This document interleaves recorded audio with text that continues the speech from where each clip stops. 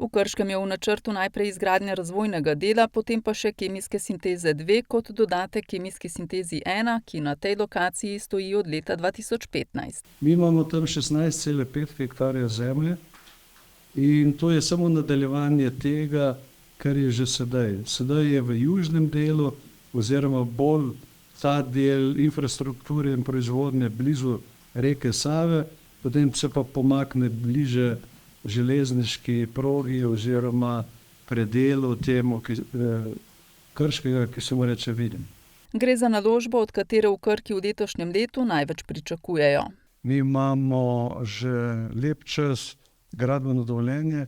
Mi smo pridobili v septembru okoljevarstveno soglasje v preteklem letu, ki pa še ni pravnomočno.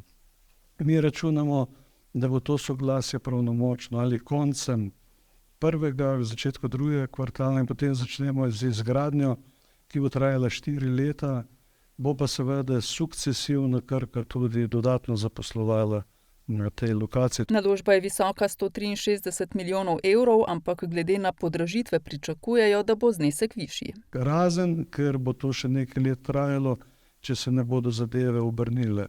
Zapravi, iz mojih izkušenj je tako, da pri vsaki stvari, predvsem v gospodarstvu, gre za eno sinusoido, enkrat greš gor, potem greš dol, in pustimo se presenetiti, kaj se bo dogajalo v naslednjih letih. Mi, ko smo presenečeni, se pa vedno tako prilagodimo, da imamo dobre rezultate. V obratu Sinteza 1 je trenutno zaposlenih okoli 100 ljudi, v Sintezi 2 pa bi dodatno zaposlili še nekaj 100 sodelavcev.